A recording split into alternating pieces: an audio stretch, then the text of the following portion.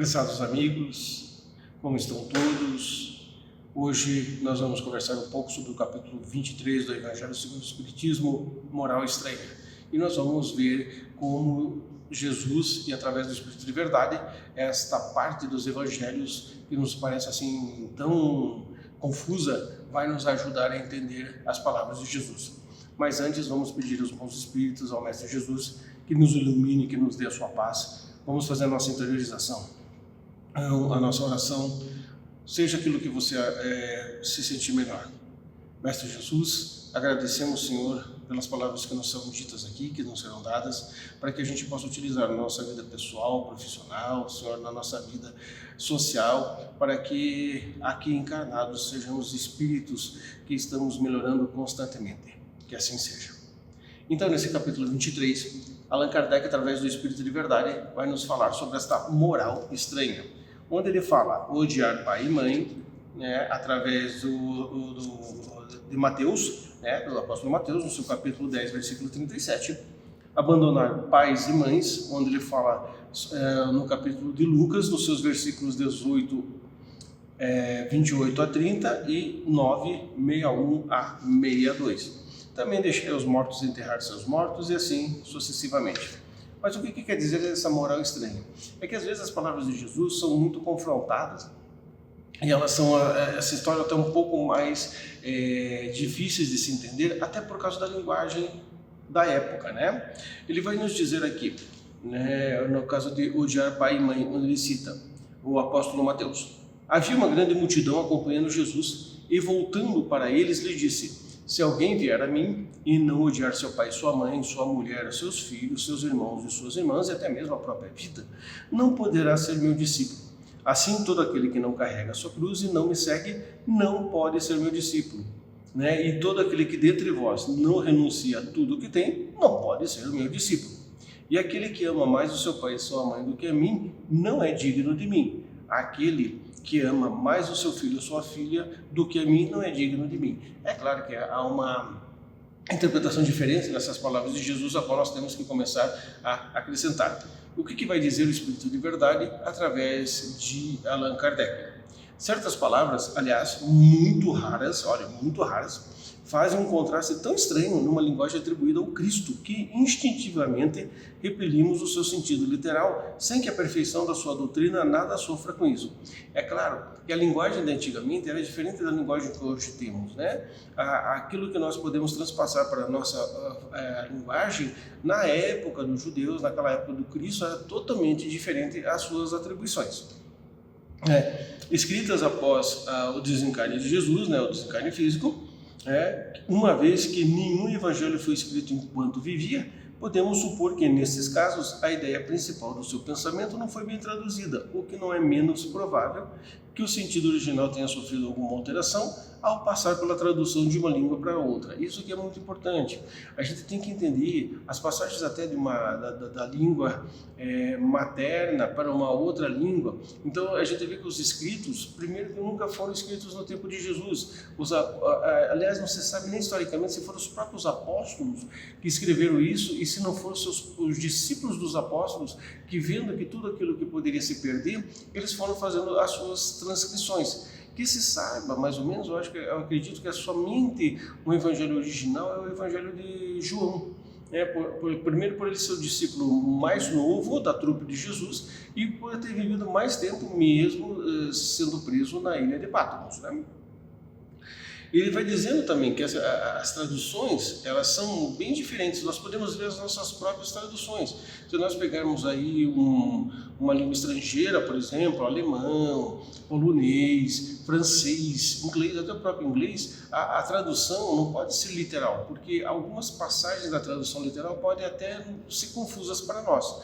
Por isso que ele fala aqui, né, que talvez tenham sofrido alguma influência. A emenda da tradução, para que a gente possa entender, tem sofrido alguma dessas interferências também. A gente vai ver isso muito num filme até muito antigo, feito pelo Sean Connery, que se chama O Nome da Rosa, em que os padres da época, né, principalmente faziam as cópias das Bíblias, e nas transcrições assim não eram muito bem elaboradas a sua tradução, né? Olha o que ele diz assim, ó: basta um erro que tenha sido cometido uma só vez para que fosse repetido pelos copistas, como se vê com frequência nos fatos históricos. Falando mais uma vez da Bíblia, a gente vê, né, que há vários tradutores da Bíblia, João Ferreira de Almeida, a Bíblia que é feita também pelos nossos amigos luteranos, pelos nossos irmãos luteranos, dos anglicanos, que é a tradução feita pelo Rei Jorge. Então, essas traduções, às vezes, elas entram em confronto uma com as outras. A palavra odiar, ele vai dizer aqui, nesta frase do evangelista Lucas: se alguém vier a mim e não odiar o seu pai e a sua mãe, está nesse caso. Ninguém pode ter uma ideia de atribuí-la a Jesus, obviamente. Seria inútil discuti-la e, pior ainda, se iria procurar justificá-la. Seria preciso saber inicialmente se ele pronunciou, e se nesse caso afirmativo, saber se na língua em que ele falava, essa palavra tinha o mesmo significado que a nossa. Noutra passagem do evangelista João, ele vai dizer: aquele que odeia a sua vida nesse mundo e conserva para a vida eterna. É claro que não traduz a ideia de que traduzimos. A língua hebraica, ele vai falar, era pobre em muitas palavras com diversas significações. Ele vai dar um outro exemplo, é o que acontece, por exemplo, na Gênesis. A palavra que indica as frases da criação serve para expressar um período de tempo qualquer e ainda um período diurno de que derivou sua tradução. Isso é muito interessante, que na Gênesis você vê, né? Deus fez o mundo em 7 dias. Nós não entendemos exatamente se esses dias, eles são dias literais, né? Segunda, terça, quarta, quinta, ou se esses dias também pela língua hebraica não quer dizer que sejam meses, anos ou séculos.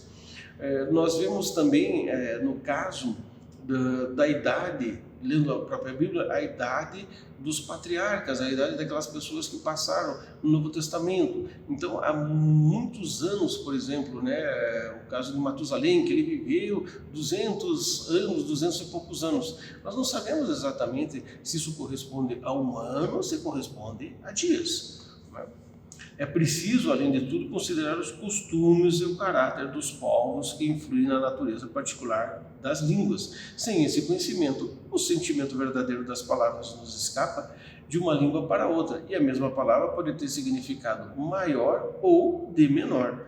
E é verdade mesmo, né? Nós vemos até no nosso próprio português quantas palavras têm significados diferentes e são a mesma palavra, né? Vamos pegar um exemplo bem prático, né? A palavra basta, né?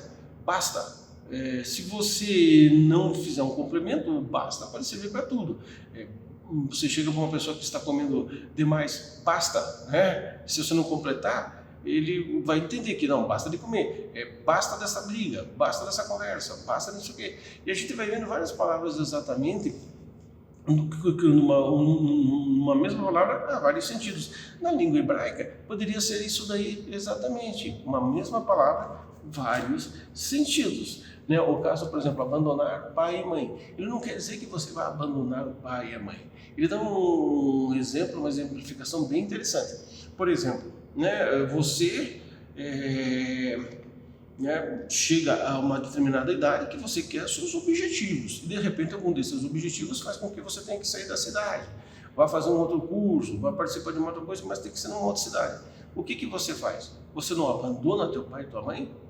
Esse abandonar não quer dizer que você vai deixar eles ao relento, você abandona, você vai passar um período fora, né, para fazer os seus objetivos. É claro que o pai e a mãe vão ficar talvez chateados, sentir falta, né, da tua presença, tudo, mas você abandona teu pai e tua mãe para estudar, para melhorar de vida, às vezes para ir trabalhar em outro país, mas o abandonar não significa relegar a qualquer lugar, é abandonar, você está indo longe, você precisa ir longe para fazer os seus objetivos de vida. Então, quando você vai fazer esses seus objetivos de vida, claro que você está, entre aspas, patrulhando seu pai e sua mãe, sempre ligando, procurando ver como é que eles estão, como é que está a situação, mas você abandonou o teu lar, a tua casa, onde você morava, para fazer os teus objetivos. Então a gente tem que entender bem essas questões, a palavra abandonar. Odiar pai e mãe, né? Puxa vida, quem que vai odiar pai, quem que vai odiar mãe, se não numa situação até que seja assim, muito concreta, né? Mas na normalidade, quem vai odiar o pai e vai odiar a mãe? É claro que quando a gente é jovem, né, numa determinada idade, o que o pai fala, isso é coisa de velho, isso é coisa de velho, mas depois a gente vai meditando sobre as palavras e vai vendo que as coisas têm uma determinada razão para a nossa vida. Mas quem que vai odiar pai e mãe?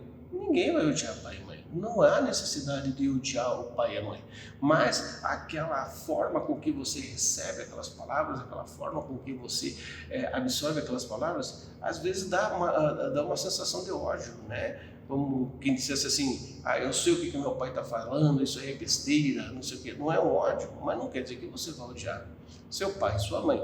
Então, quando você lê os textos evangélicos, seja ele através da Bíblia, seja ele através do livro o Evangelho segundo o Espiritismo, né, você tem que começar a fazer essas interpelações das palavras, até pela própria moral de Jesus Cristo, até pela própria moral do Cristo, porque Jesus não faria uma coisa dessas, ele não falaria uma coisa dessas, mas a palavra da época, a língua da época impunha essa situação. Um dos casos muito interessantes que se tem na Bíblia é o caso de que Jesus expulsou os vendedores do templo através de chicotes e chutando as jaulas dos animais que estavam ali para o sacrifício. Isso a gente tem que levar na forma literal. A gente tem que entender que a mansidão de Jesus não faria isso. Será que Jesus não expulsou os vendedores do templo, né, com o seu chicote, com tudo, através das palavras? Através de falando certas coisas que eles precisariam ouvir, para que eles pudessem se interiorizar e dentro dessa interiorização eles pudessem entender o que eles estavam fazendo? Olha que é diferente, mas talvez os apóstolos, ou seja lá quem contou essa parte de Jesus, disse que ele expulsou através de chicote. Mas será que não é o chicote da língua? Através de chutando as jaulas dos animais? Eu duvido que Jesus faria isso, até porque machucaria os animais, e Jesus, o grande ecologista universal que não faria uma coisa dessas. Então nós temos que fazer essa interpretação das palavras, né? Como ele fala aqui, abandonar o pai e mãe, né? Ele vai dizer, sem discutir essas palavras, é preciso procurar aqui o pensamento, aqui como nós falamos, né? Deixai os mortos enterrar os próprios mortos. O que ele quer dizer isso? Que você não dê tanto valor à vida material. Claro que você tem a materialidade, mas que você não dê tanto valor à vida material. Isso é enterrar os próprios mortos. Olha o que ele diz aqui. O que significam essas palavras? Considerações anteriores já não mostraram, antes de tudo, que na ocasião que foram pronunciadas não podiam ser uma censura aquele que, por dever e piedade filial, enterrar o corpo do seu pai, né? Portanto, elas contêm um significado muito mais profundo que só o conhecimento mais completo da vida espiritual pode compreender, né? A vida espiritual é de fato a vida verdadeira. Ele explica aqui, é a vida do espírito. Sua existência terrena é apenas transitória e passageira, espécie de morte, se compararmos ao esplendor e atividade da vida espiritual. O corpo é apenas uma vestimenta grosseira que se reveste temporariamente o espírito. Então aqui quando ele vai dizer assim, né, olha aqui, não vos inquietais com o corpo, procurai antes o espírito. Esta parte você pode passar para a parte em que Jesus nos explica sobre o ter e o ser, né? Aquela passagem do apóstolo Mateus, onde ele diz assim, não se preocupeis com o dia da manhã, porque o dia da manhã, né, sofrerá com suas próprias ações. Não se preocupeis em a roupa que você vai vestir, o que vai comer. E ele faz essas comparações com os pássaros, com a natureza. É a mesma coisa, deixei enterrar os mortos, os próprios mortos, né? As coisas materiais não estão indo bem, mas elas vão melhorar, com certeza. Então, aquilo que não é seu, deixe ele ser enterrado, né? Procure as coisas materiais, como nós sempre aqui procuramos explicar, né, como uma alavanca para a sua vida espiritual. Nós não vamos dizer aqui para você que você não tem que ter o teu conforto material, você tem que ter a tua casa, as coisas boas, pelo contrário, mas elas não lhe pertencem. Isto é enterrar os próprios mortos, porque quando ficamos jungidos, apegados às coisas materiais, com certeza as coisas espirituais não vão funcionar, e não funcionando, nós teremos grandes problemas espirituais por estarmos agarrados a essas coisas. Por isso nunca diga, o meu carro, a minha casa, não, pelo contrário, diga, eu estou de posse desse carro, estou de posse dessa casa, enquanto aqui eu estiver. Quando eu for para o mundo espiritual, quando eu retornar ao mundo espiritual, essas coisas materiais ficarão. E aí os filhos, a parentela, vão usufruir do melhor modo possível. O que eu tenho que fazer com as coisas materiais é ter o aprendizado delas para a minha melhoria pessoal, espiritual, e para, como a gente já comentou, o conforto da minha família e tudo aquilo que eu possa fazer com eles, mas nunca se apegar às coisas materiais. Por isso que nós estamos aqui, incentivando a que você leia o Evangelho segundo o Espiritismo, para que você veja esse capítulo 23, analise tudo o que esse capítulo tem para nos ensinar, porque a gente sempre bate na mesma tecla. O espírita, o espiritualista tem que ser um pesquisador de si mesmo através dos conhecimentos que nos são colocados para a nossa evolução espiritual. E essa evolução espiritual que nós desejamos a você enquanto você estiver aqui encarnado na escola da Terra. Que você faça bom uso dessas lições para que você possa se desenvolver mais espiritualmente e ajudar aqueles que mais precisam. Paz e prosperidade a todos. Até uma próxima oportunidade, se o Mestre Jesus nos der o aval da nossa presença.